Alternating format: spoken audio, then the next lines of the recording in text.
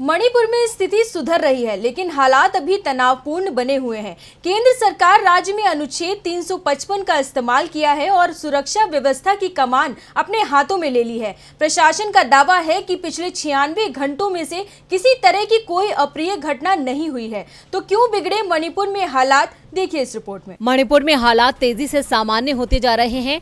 इम्फाल घाटी में बाजार खुलने लगे हैं, सड़क पर वाहन भी दिख रहे हैं, लेकिन कई स्थानों पर तनाव अभी भी बना हुआ है। राज्य में जनजातीय समुदाय और मैतेई समुदाय के बीच हुए टकराव के बाद से अब तक 54 लोगों की जान जा चुकी है। 3 और 4 मई को हालात बेहद खराब हो गए थे, जिसके बाद राज्य सरकार ने केंद्र से मदद मांगी। केंद्र ने तुरंत ही राज्य में अनुच्छेद 355 का इस्तेमाल करते हुए सेना और असम राइफल्स के जवानों की तैनाती कर दी। मणिपुर में बीजेपी की ही सरकार है और अनुच्छेद 355 वहाँ इस्तेमाल किया जाता है। वहाँ राज्य सरकार कानून व्यवस्था बनाए रखने में फेल हो जाती है। आमतौर पर ये अनुच्छेद 355 किसी राज्य में अनुच्छेद 356 का आधार भी बनता है, जिसमें राज्य सरकार को बर्खास्त कर दिया जाता है। मणिपुर में सरकार बीजेपी की है, इसलिए अनुच्छेद 356 का यहाँ इस्तेमाल नहीं होगा, ये तय है। हालात भले ही 3-4 मई को सरकार के नियंत्रण से बाहर हो गए हों, लेकिन यह हालात पहले से ही बन रहे थे।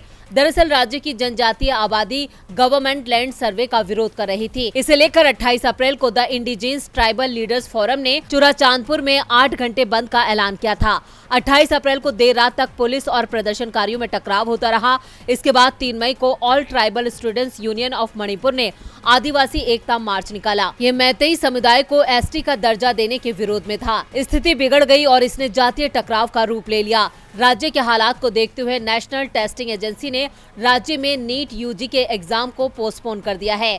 23,000 से ज्यादा लोगों को सुरक्षित निकाला गया है, जो सेना के राहत शिविर में रह रहे हैं। राज्य के 1100 लोग असम में शरण लिए हुए हैं। मणिपुर को लेकर छत्तीसगढ़ के सीएम भूपेश बघेल और कांग्रेस नेता शशि थरूर ने मणिपुर सरकार को बर्खास्त करने की मांग की है। डीबी लाइव की